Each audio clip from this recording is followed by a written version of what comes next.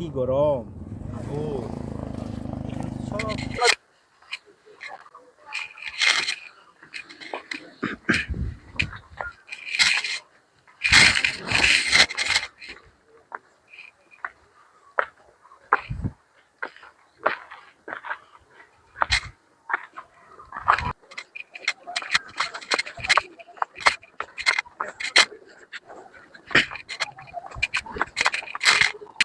আমার সামনে তো গলা মিলতে আমি ছিলাম দেখে আল্লাহু আকবার।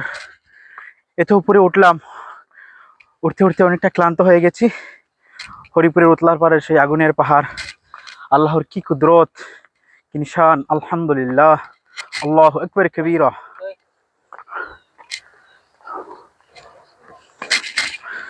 যতই উপরে উঠছি ততই ভালো লাগছে, মনে হচ্ছে যেন অনেক উপরে উঠে যাচ্ছি, সবকিছু এখান থেকে দেখা যায়। আমরা আরো উপরে উঠি। আলহামদুলিল্লাহ, আল্লাহু আকবার কবীরা। আমরা অবশ্যই সেই পাহাড়ের, আগুনের পাহাড়, সেখানে উঠে গেলাম।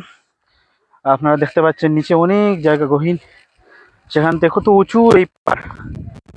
এই পাহাড়ে চতুর্দিকে শুধু আগুন আর আগুন, যেখানে আগুন দেওয়া হবে সেখানে আগুন ধরে ফেলবে, কারণ সব দিকে গ্যাস আর গ্যাস। আলহামদুলিল্লাহ।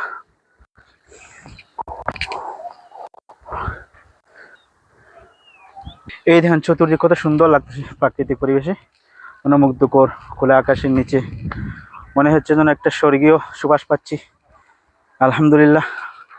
আমাদের মতো আর অনেকে আসছে দেখতে, তারা এই দেখে আল্লাহর নিদর্শন দেখে তারা আল্লাহর প্রতি দাবিত হবে, আশা করছি ইনশাআল্লাহ।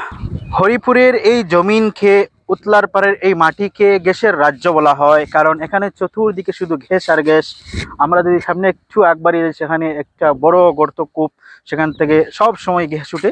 এবং সেই আগুনের পাহাড়ে আমরা যেখানে অবস্থান করছি সেখানেও চতুর্দিকে গ্যাস উঠছে এবং চতুর্দিকে আগুন রয়েছে। আমরা এই যে পুরো একটা পাহাড়ের মধ্যে, একটা টিলার মধ্যে দাঁড়িয়ে আছি এবং চতুর্দিকে গ্যাসের একটা রাজ্য মনে হচ্ছে। এবং এখানে রব্বুল আলামিন যেন এই এলাকাকে, উতলার পার্কে যেন গ্যাসের রাজ্য দিয়ে সৃষ্টি করেছেন এবং সেখানে মানুষদেরকে যেন একটা গনিমত হিসাবে দান করেছেন।